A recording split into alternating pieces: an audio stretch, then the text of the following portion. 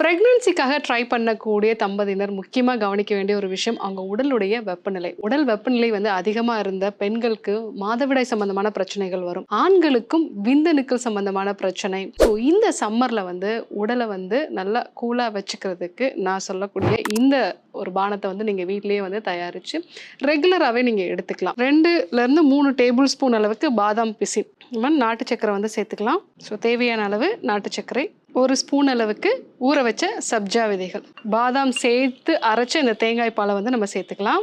தர்பூசணியோட விதைகளை பல்சரில் போட்டுட்டு நம்ம அதை கூட மிக்ஸ் பண்ணிக்கலாம். இதை வந்து நம்ம மிக்ஸ் பண்ணிக்கலாம்.